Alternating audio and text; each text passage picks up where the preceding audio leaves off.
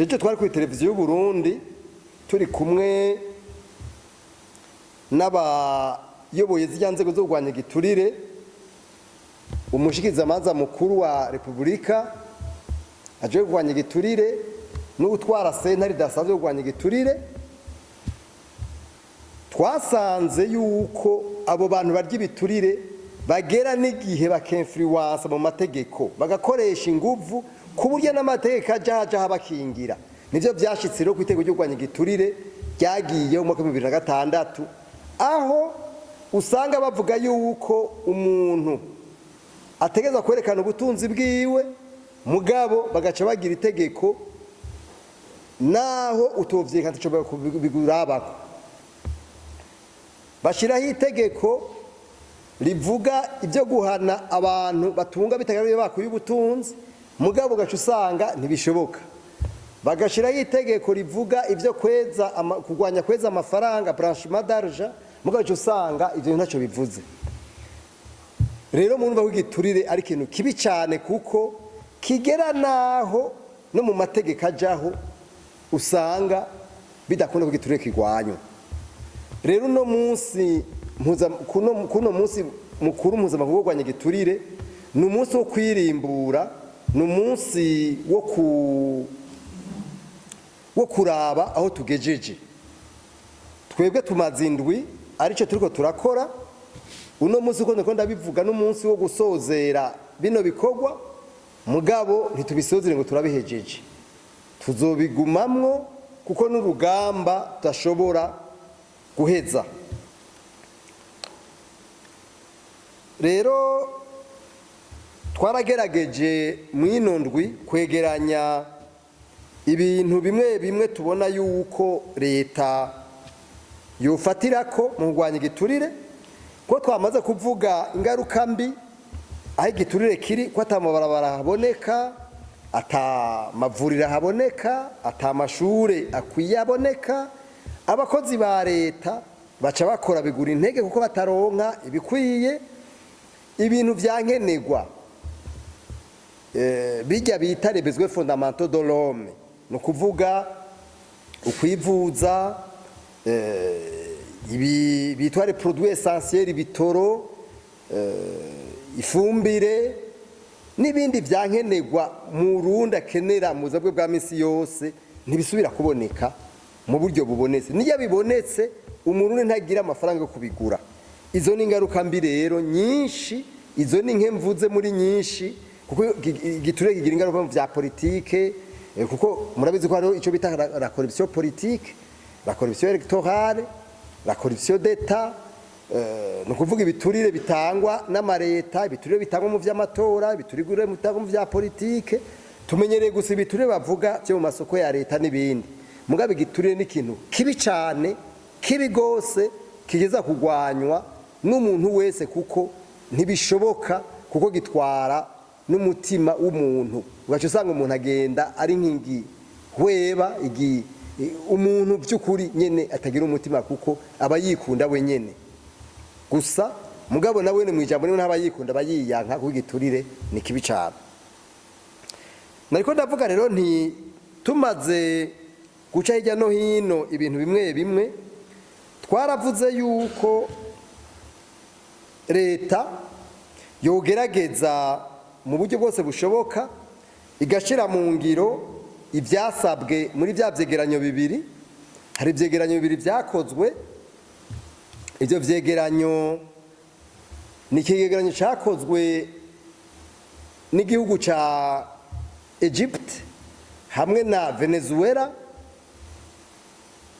Ico cakozwe hagati y'umwaka w'2010 n'umwaka wa 2015, nico bita examen di Burundi, bariko bararaba ukungene Uburundi bwashize mu ngiro amasezerano yo kurwanya igiturire. Hari kandi n'icegeranyo cakozwe na Cameroon na Allemagne kikogwa mu kiringo c'umwaka wa 2015 n'umwaka wa 2020. Ivyo vyegeranyo vyose uko ari bibiri vyakozwe hishimikijwe ico bita mu gifaransa mécanisme d'évaluation de la Convention des Nations Unies contre la corruption.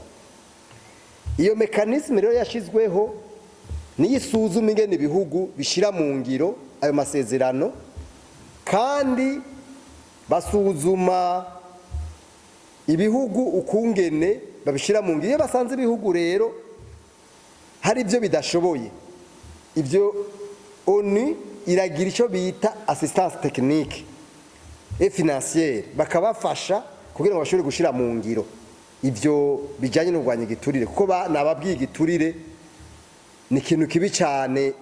Turatangiye kuvuga ingaruka mbi zacu dushobora kuziheza. Murabizi yuko bavuga yuko ari naco gifinansa le terrorisme, iterabwoba ku isi. Ibyo bakorera ko rero nimwe ndabiko babwira kutunga bitagara iyo umuntu yakuye ubutunzi, kunyegeza amafaranga, kuyeza bimwe twavuga byo kwerekana amafaranga, no kuvuga kwerekana ibyo umuntu atunze, déclaration de patrimoine n'ibindi byinshi bivugwa mu masezerano. Hariho n'ibyo gukorera ku mugaragaro, accès à l'information publique n'ibindi. Ibyo rero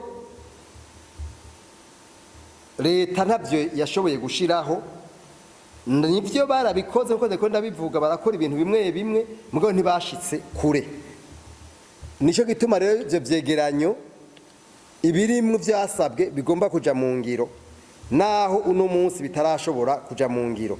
Ikigira kabiri nuko itariki 3 z'ukwezi kwa gatandatu mwaka 2020 umukuru w'igihugu yarahari ico gihe yarashizeho ikintu bita stratégie, yarasinye shizira kwikumu ikintu bita stratégie nationale de bonne gouvernance et de lutte contre la corruption. Ariko iyo stratégie nationale baciye bayinyegeza, ntiyigeze ije habona, nta muntu numwe yigeze ayikubita ijisho muri leta, baciye bayinyegeza. Imvu yatumye bayinyegeza ntavyo tuzi, muzotubarize. Dusaba yuko ico gitabo coja habona kigashirwa mu ngiro, kuko nico kirimwo ivyo bintu vyose ingene vyokorwa n'ingene vyohinduka. Ariko muri leta bahisemwo kukinyegeza. Ikigira gatatu dusaba nuko inzego twebwe mushiramwo rikome tweko ari bikanganyoni zo kugwanya ibiturire, izo nzego zosubirwamwo vy'ukuri, hakabaho inzego zo kugwanya igiturire, kuko nkuko ndabivuze zihari uno munsi ni inzego z'ibikanganyoni. Ikindi dusaba nuko hojaho urwego rubazwa ibyo kugwanya igiturire. Uno munsi kuva hafuswe ubushirangaji bwo mu biro bya perezida byo kugwanya ibiturire, ubu uya nta muntu n'umwe ushobora kubaza ibyo kugwanya igiturire. Turaza kuraba ko uno munsi hari tangazo muri leta bava basohora, sinzi mwe bamenyesha bako hari ryo mubamuzi bo basohora, hari ico mubiziko aparama namwe bamenyesha makuru ntaco mubiziko. Murumva yuko atatangazo rirasohorwa. Mugabo uno munsi nta muntu neza na neza twebwe tubona twubaza ibyo kugwanya igiturire mu kino gihugu. Bavuga yuko ari perezida wenyene ari we abibazwa, mugabo murabizi neza ko mukuru w'igihugu ari umuntu adasanzwe. Ibyo by'ukuri abazwa byose mu bisanzwe, umukuru w'igihugu abazwa byose, kuvuga yuko ari we iyo bibazwa byogora gose. Arico gituma twebwe mwishiramwe urikome dusaba yuko hojaho kimejeje kuvuga un service canke une institution de coordination des actions de bonne gouvernance et de lutte contre la corruption. Izo nzego zikajaho kugira ngo bishobore gufasha.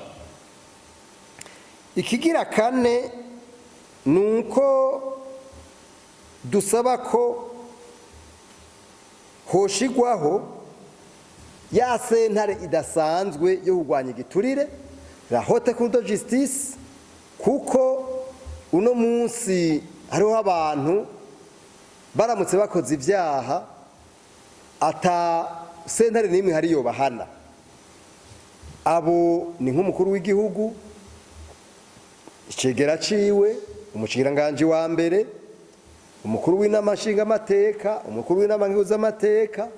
Abo bantu no munsi naho hogira umwe ahitamwo kugurisha igihugu, nta sentare n'imwe ishobora kumucira urubanza igihe yoba yakoze icaha ari mwayo mabanga, kuko ndazi ko harava bazana bati none Bunyoni ntafunzwe, hajya ivyaba mwagiriza sivyo yakoze ari mu mabanga arimwo, kuko hamwe yababikoze rimwe ajya amabanga yoca acigwa urubanza na la haute cour de justice.